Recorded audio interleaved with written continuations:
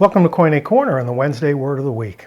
This week's word is ekklesia, the word that we translate church or assembly or gathering. It's another one of those little compound words made up of two parts, and let's take a look at it. So ekklesia comes from ek, meaning out of or from, and klesia, meaning called ones. It comes from the verb ekkaleo, I call out, or the verbal infinitive, ekkalein, to call out. So the most basic meaning of the noun that we translate church or gathering or assembly is the called out ones. What is the church? The church is the called out ones.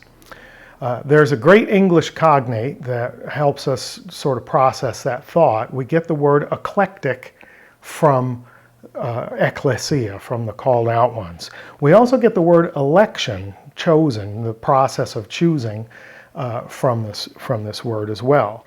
Think about eclectic furniture for a moment. When we talk about eclectic furniture, someone whose design style is eclectic, it means that it's not a single style. By definition, if it's eclectic, it's not made up of one style.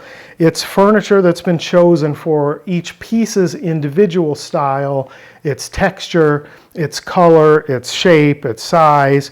And when put together, all the pieces form a complementary whole. So it's furniture that gets put together not because it matches the same fabric, etc. It's because despite its differences, when it comes together, it makes a pleasing whole for the design of the room. So the church, by definition, if we think about this word ekklesia, the church is eclectic. In the first century, we immediately learn that the church is not to be made up of only Jews. It's not to be made up of only Gentiles. The church is not just the believers in Corinth or in Rome or in Ephesus. The church is not just the men in the church, and it's not just the women. It's not the young or the old. It's not the learned. It's everyone who has been called out and as a result have been called then into this new assembly. It's a really great word to describe what church is meant to be, assuming that we're using the word church in its best sense and not in a critical sense. I know there are people out there for whom the word church is a dirty word, and that's your business. I'm not here to deal with how you've experienced church or how I have or anyone else has. I'm only concerned with the Koine word ekklesia that we translate church and its meaning in the first century and how we can extrapolate down through.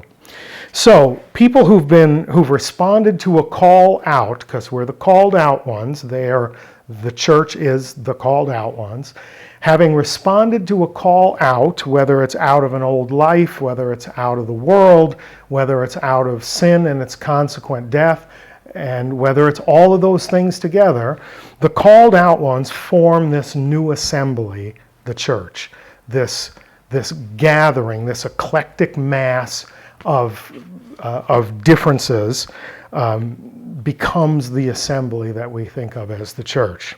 So every week I ask you the big question: so what? Why should we care? What difference does it make?